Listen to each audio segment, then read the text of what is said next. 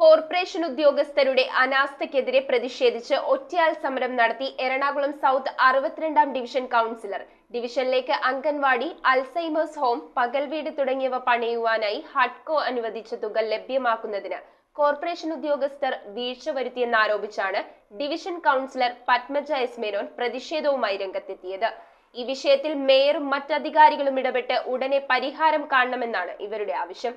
Ernakulam south 62-ാം division councillor Padmaja S മേനോനാണ് കോർപ്പറേഷനു മുൻപിൽ ഒറ്റയാൾ സമരം നടത്തിയത്. ഡിവിഷനിലേക്ക് അംഗൻവാടി, പകൽവീട്, creche, Alzheimer's home, ADS hall തുടങ്ങിയവ പണിയുവാനായി ഹഡ്കോ അനുവദിച്ചു നൽകിയ 1 കോടി രൂപ ലഭ്യമാക്കുന്നതിന് കോർപ്പറേഷൻ ഉദ്യോഗസ്ഥർ വീഴ്ച വരുത്തിയെന്നാരോപിച്ചാണ് ഡിവിഷൻ കൗൺസിലർ പ്രതിഷേധവുമായി രംഗത്തെത്തിയത്. 22 മാസങ്ങൾക്ക് മുമ്പ് ഹഡ്കോയിൽ നിന്നും 1 കോടി രൂപ ഈ സിറ്റിയുടെ നടുക്കുള്ള ഡിവിഷനിൽ അംഗൻവാടി പോലും ഇല്ല. അപ്പോൾ അംഗൻവാടി, അൾസൈമേഴ്സ് ഹോം, പകൽവീട്, ക്രഷ്, സ്ത്രീകൾക്ക് വളരെ ചെറിയ ചെറിയ കൈത്തൊഴിലുകൾ പഠിപ്പിക്കുന്ന സ്ഥലമൊക്കെ കൂടെ ചേർത്തൊരു 3 നില കെട്ടിടം 1 കോടി രൂപ സാങ്ഷനാക്കി. ഇവിടെ വന്നപ്പോൾ അത് അടിയാത്തുകുളം കോർപ്പറേഷൻ്റെ അധീനതയിലല്ല. ഇവിടെ ചെസ്റ്റിൽ ഡോക്യുമെൻറ്റ്സ് ഇല്ല. വില്ലേജിൽ പോയി അവിടെ പോയി ഇവിടെ പോയി എന്നെക്കൊണ്ട് ഇനി ചെയ്യിക്കാനൊന്നും ബാക്കിയില്ല.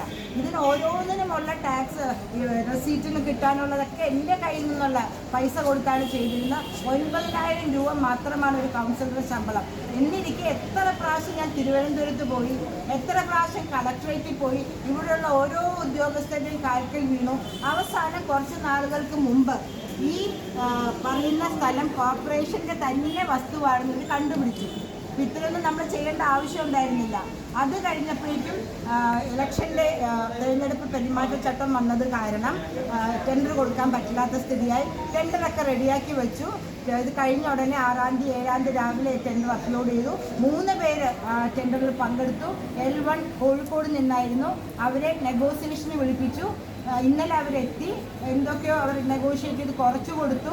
അതിനുശേഷം ഒപ്പിടാൻ വന്ന സമയത്താണ് ഇവിടെയുള്ള എക്സിക്യൂട്ടീവ് എഞ്ചിനീയർ മിസ്സിസ് അമ്പിളിക്ക് പെട്ടെന്നൊരു ബോധോദയം ഉണ്ടാകുന്നത്.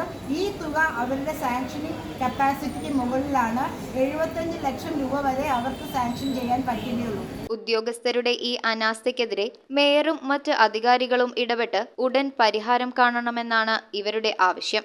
30-ാം തീയതിക്കുള്ളിൽ ഈ പണി തുടങ്ങി എന്ന് അവിടെ കിട്ടി രൂപ ട്രാൻസ്ഫർ ചെയ്ത് വന്നില്ല എങ്കിൽ ഇത് ഫണ്ട് ലാപ്സ് ആകുമെന്ന് ഇന്ന് രാവിലെ കൂടെ ഹഡ്കോയിൽ നിന്ന് എനിക്ക് വന്നിരിക്കുന്നു. ആ കണ്ടീഷനിൽ ഞാൻ ഡിവിഷനിൽ ആരെയും വിളിച്ചില്ല. ആരെങ്കിലും ആൾക്കൂട്ടം ഉണ്ടെങ്കിൽ ഇവർക്ക് പോലീസിനെ വരുത്താം, അവരെ ലാത്തി വെച്ചടിക്കാം. ഒരു കൗൺസിലറായ ഞാൻ വളരെ വളരെ താഴ്മയോടുകൂടി ഒരു പ്ലക്കാർഡും പിടിച്ചിട്ടിരിക്കുകയാണ് ചെയ്യുന്നത്. എനിക്കല്ല കിട്ടിയ പൈസയല്ല, കോർപ്പറേഷന് കിട്ടിയ, കോർപ്പറേഷന് ബിൽഡിംഗ് വയ്ക്കുവാൻ കിട്ടിയ അസറ്റാണ് ഈ തുക. അതാണ് ലാപ്സ് ആയി പോകുന്നത്. News bureau, Ernakulam. ഫുഡ് കഴിക്കാൻ ഇഷ്ടമില്ലാത്ത മനുഷ്യന്മാരുണ്ടോ? എന്നാൽ നമുക്ക് കുറച്ച് വെറൈറ്റി ഫുഡ് കഴിച്ചാലോ?